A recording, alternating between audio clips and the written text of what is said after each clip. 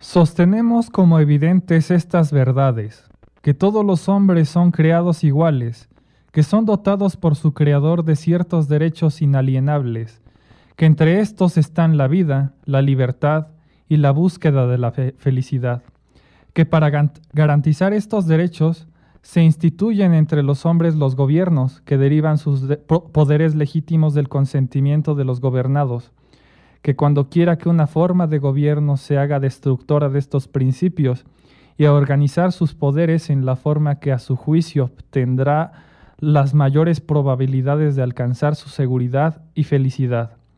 La prudencia, claro está, aconsejará que no cambie por motivos leves y transitorios gobiernos de antiguo establecidos, y en efecto, toda la experiencia ha demostrado que la humanidad está más dispuesta a padecer mientras los males sean tolerables, que a hacerse justicia aboliendo las formas a que está acostumbrada. Pero cuando una larga serie de abusos y usurpaciones, dirigida invariablemente al mismo objetivo, demuestra el designio de someter al pueblo a un despotismo absoluto, es su derecho, es su deber derrocar ese gobierno y establecer nuevos resguardos para su futura seguridad. Tal ha sido el paciente sufrimiento de estas colonias, tal es ahora la necesidad que las obliga a reformar su anterior sistema de gobierno. Lo que acabo de leer es el segundo párrafo de la Declaración de Independencia de los Estados Unidos de 1776, escrito por Thomas Jefferson. Y pues bien, como bien lo expone Thomas Jefferson en la Declaración de Independencia, el derecho que tiene el ciudadano de derrocar a un gobierno abusivo vuelve necesario que exista un derecho precedente que garantice al ciudadano del poder para combatir a un Estado dictatorial. Ese derecho del ciudadano para defenderse de una dictadura se encuentra en la segunda enmienda, que es el tema de la sesión de hoy. La Constitución americana cuenta con 27 enmiendas. Una enmienda es una adición o cambio a la ley suprema del país. En el caso de la segunda enmienda se trata de una adición. De esta enmienda es de la que estaremos hablando en este día. La segunda enmienda fue propuesta el 25 de septiembre de 1789 y fue ratificada el 15 de diciembre de 1791 y establece en concreto la protección a poseer y portar armas. Esta enmienda, de manera muy breve, dice lo siguiente: siendo necesaria una milicia bien ordenada para la seguridad de un Estado libre, no se violará el derecho del pueblo a poseer y comprar armas. Pues bien, dicha enmienda plantea que es anticonstitucional promulgar una ley que prohíba al pueblo americano la posesión y poder de compra de armas de fuego. Sin embargo, existen algunos aspectos de la segunda enmienda que son importantes de exponer, ya que suelen ser pasados por alto. La segunda enmienda americana otorga el derecho al pueblo americano a poseer y comprar armas para su defensa individual o la defensa del país.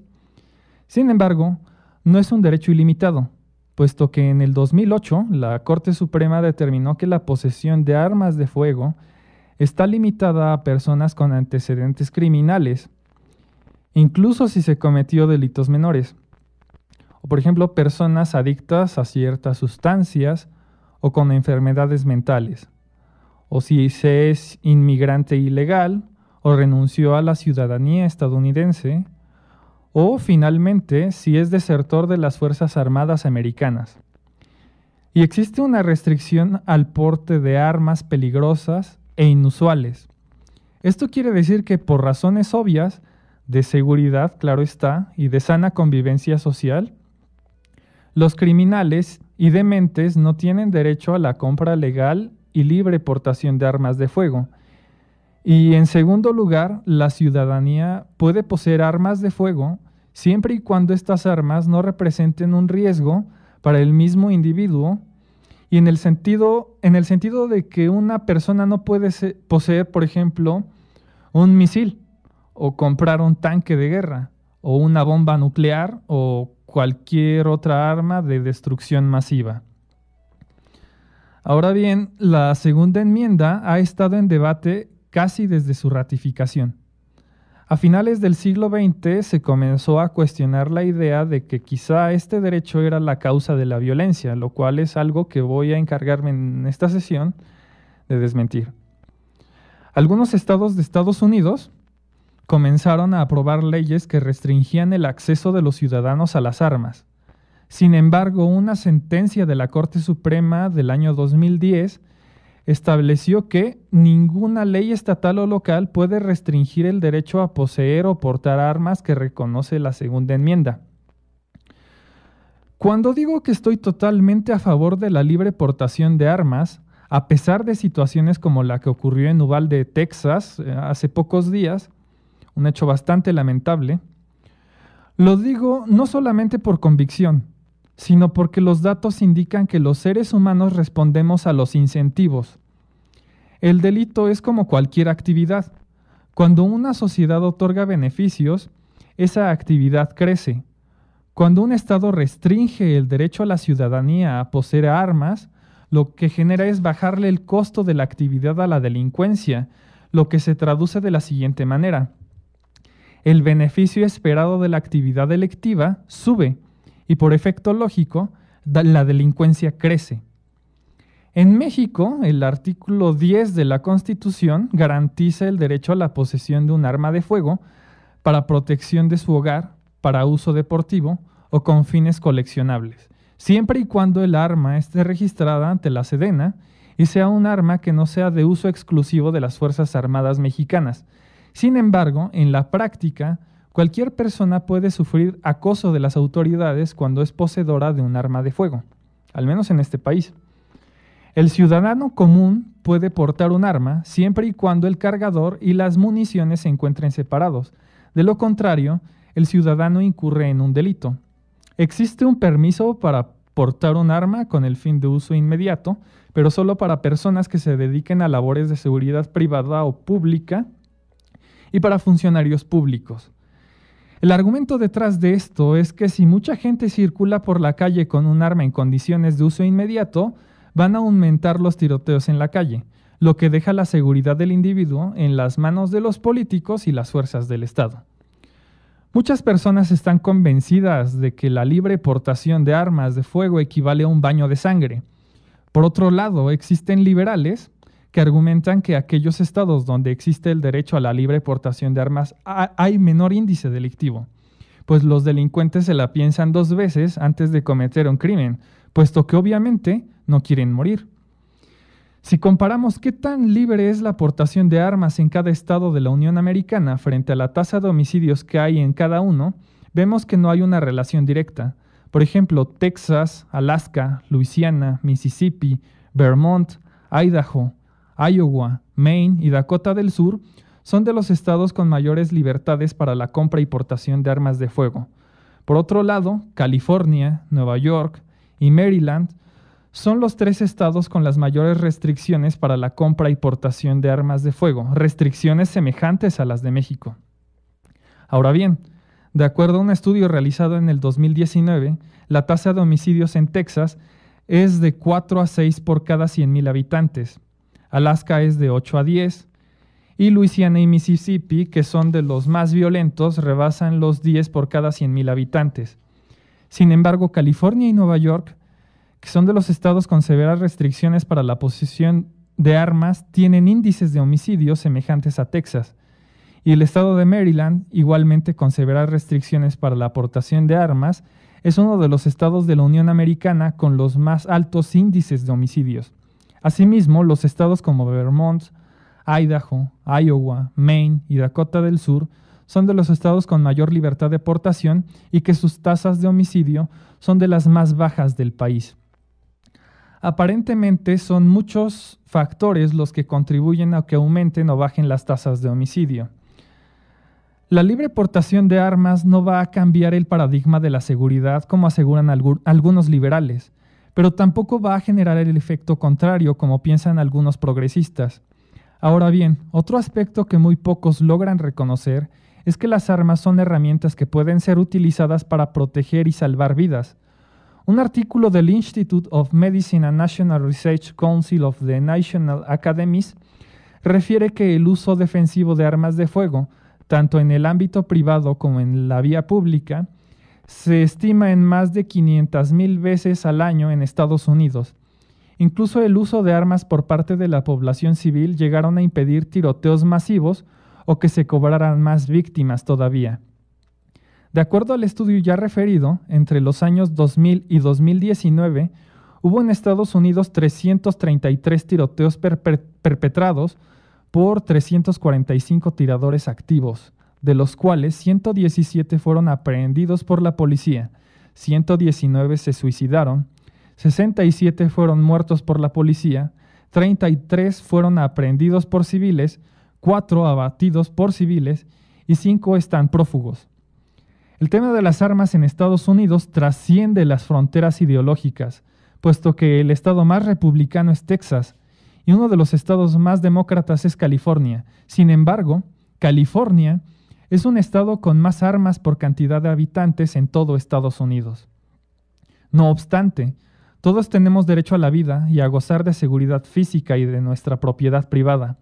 Me resulta bastante injusto que mientras los políticos o la gente con dinero puede darse el lujo de pagarse seguridad privada, el resto de nosotros tenemos que conformarnos con la seguridad que raquíticamente puede ofrecernos el Estado, con policías corruptos, poco capacitados, mal armados y que se encuentran ausentes en los momentos en que más los necesitamos. Y precisamente este último punto, el que responde a la posibilidad de que aunque contáramos en México con las mejores fuerzas de seguridad del mundo, aún así no pueden estar siempre en todas partes. No puede haber un policía en cada esquina. Es por eso que los liberales creemos que la defensa que se genera a partir de una agresión es legítima. Asimismo, el estudio ya referido argumenta que quienes emplean armas de fuego tienen más posibilidades de salir ilesos de un enfrentamiento que quienes emplean otros medios de defensa personal. Al no haber entonces consecuencias negativas teniendo en cuenta la experiencia de los Estados Unidos, al haber una clara situación de desigualdad frente a los políticos y las personas que pueden tener el lujo de pagarse seguridad privada, y frente a una situación de inseguridad terrible como lo es México, creo que es necesario que los civiles tengan el derecho irrestricto al acceso a armas de fuego para gozar de la libertad y, de ser necesario, que tenga la posibilidad de salvar su vida o la de un tercero en ausencia del Estado. Ahora bien, un arma, al igual que un vehículo, es una herramienta que si la manejamos de manera irresponsable, puede generar una tragedia. Es por eso que estar obligados a una capacitación constante a lo largo de todo el año para mantener la validez de una licencia de portación podría ser una buena forma de crear legítimos usuarios que realmente contribuyan a combatir la inseguridad al tiempo que se minimice el riesgo a la seguridad pública. Asimismo, es necesario eliminar trámites innecesarios que conforman una estructura de cuello de botella y en la mayoría de los casos impide que el ciudadano tenga acceso legítimo a un arma de fuego, pues evidentemente el Estado mexicano no le conviene que el ciudadano tenga acceso a un arma de fuego, pues eso representaría la autonomía integral de un individuo frente al Estado. También debo agregar el hecho de que aquellas regulaciones que funcionan como cuello de botella, lo único que generan es que los delincuentes puedan acceder a las armas a partir del contrabando, mientras que las personas de bien, quienes siempre tratan de hacer las cosas de manera correcta, se hallan sin la posibilidad de acceder fácilmente a un arma de fuego. De hecho, las estadísticas muestran que la mayor parte de los delitos cometidos con armas de fuego en los Estados Unidos fueron realizados con armas no registradas.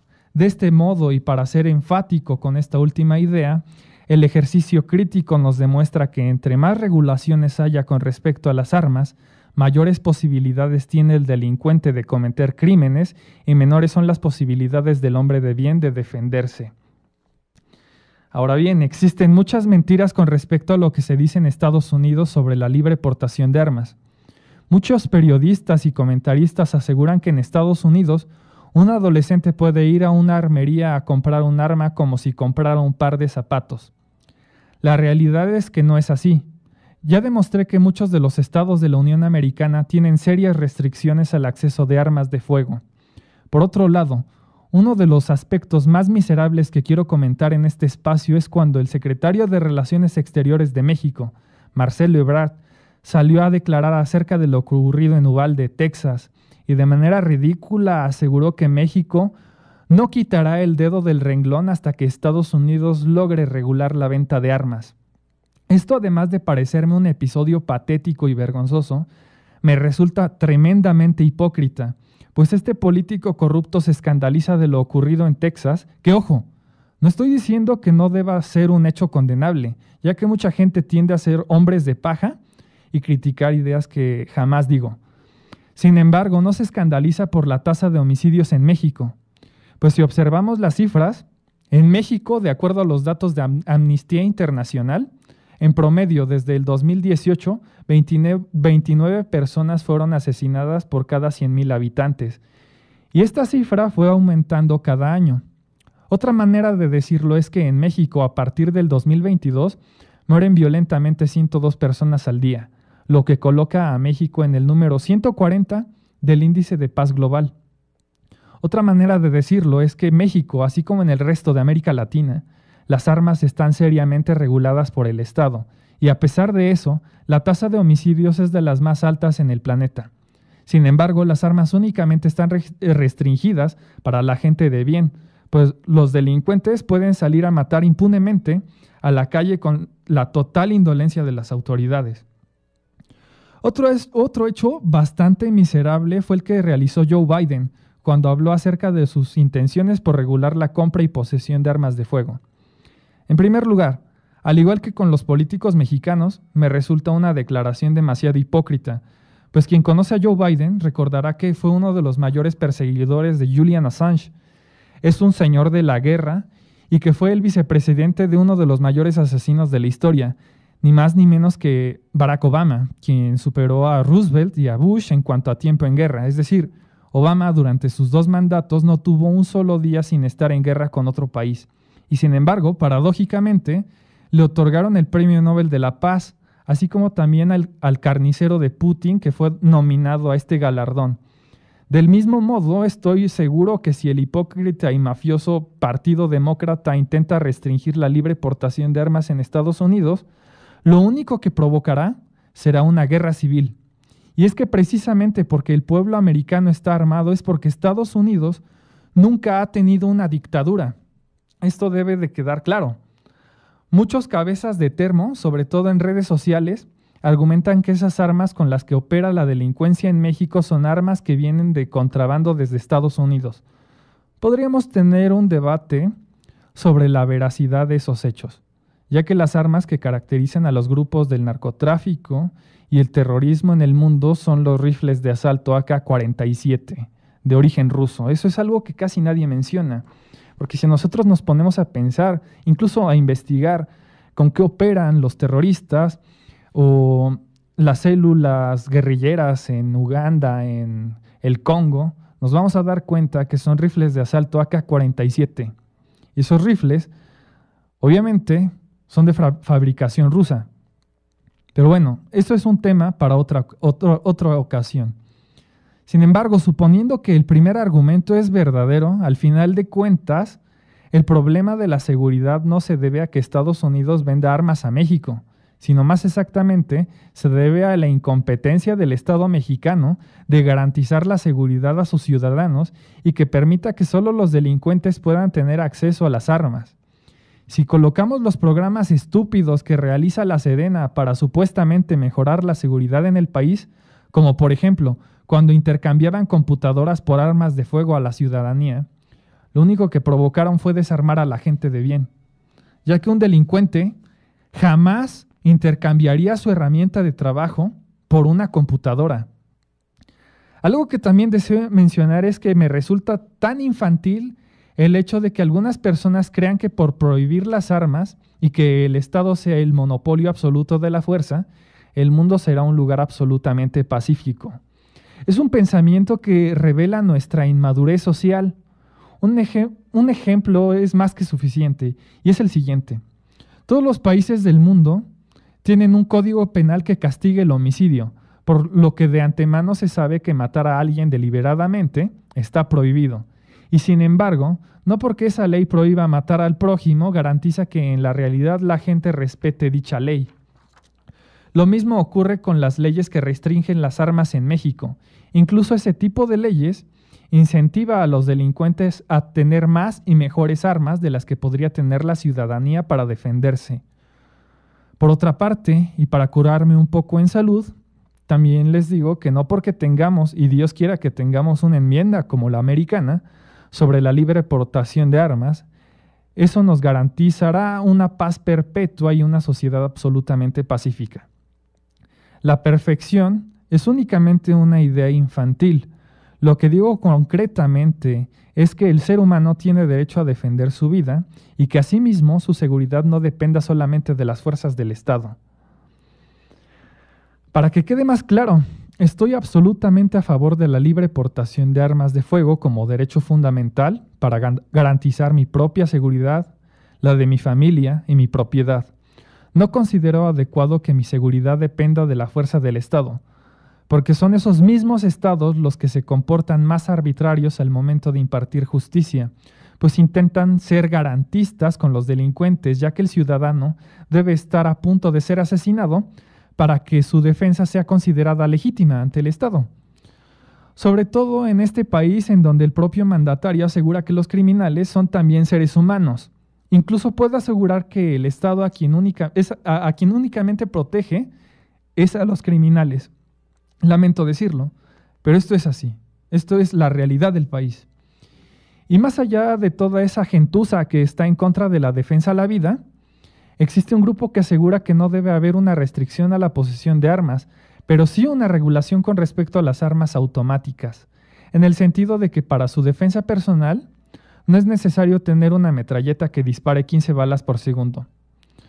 Yo en lo personal puedo comprender este argumento, puedo comprenderlo, y sin embargo tampoco apoyo este tipo de regulación, porque finalmente el gobierno, hablando en términos eficientes, no debería regular las acciones de los ciudadanos.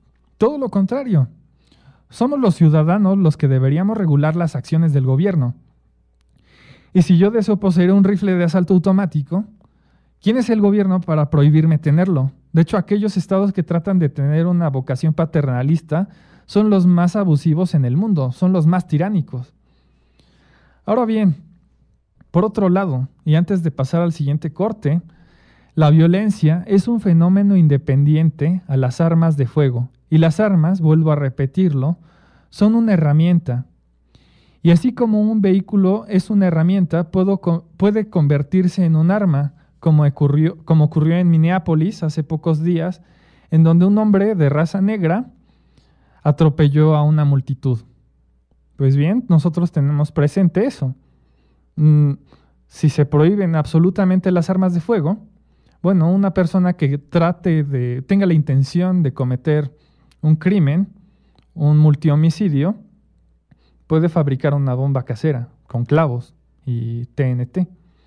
Y bueno, entonces cuando prohíban los clavos, puede recurrir a cualquier otro tipo de objeto.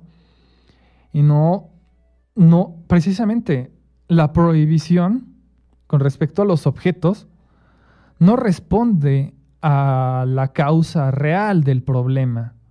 Vuelvo a repetirlo. Las armas, o más exactamente, las regulaciones con respecto a las armas de fuego es un fenómeno muy independiente a la violencia que se vive en una sociedad. Y pues bien, me quedan algunos minutos. Quiero decir una última cosa, que precisamente esto nos revela que cualquier objeto puede convertirse en un arma. Asimismo, prohibir absolutamente las armas de fuego no atiende, vuelvo a repetirlo, las causas reales de la violencia en el mundo. Pues finalmente, cuando un enfermo desea cometer un crimen, puede hacerlo sin recurrir a un arma de fuego. El número de víctimas sería incierto, por cuestiones obvias, si ese enajenado ocupa un cuchillo o una bomba casera, digámoslo de otra forma. Mucha gente suele decir que las armas son las que generan la violencia en el mundo, como si las armas tuvieran vida propia y ejercieran su voluntad. Ocurre lo mismo cuando se habla de los videojuegos de disparos en primera persona, o las novelas de Celine o el death metal son la causa de que los jóvenes se conviertan en multihomicidas. Y es que en realidad, un enajenado o un perverso no necesita excusas para cometer un acto malvado. No tratemos de culpar a las armas o a los medios lúdicos de los actos malvados de una persona enferma. Y mucho menos tratemos de violar el derecho fundamental a la defensa personal de los demás con la intención de querer sentirnos más seguros. Y pues bien, yo los invito a permanecer en el último bloque de Radio Eleuteria. Y pues bien, no se vayan. Muchas gracias.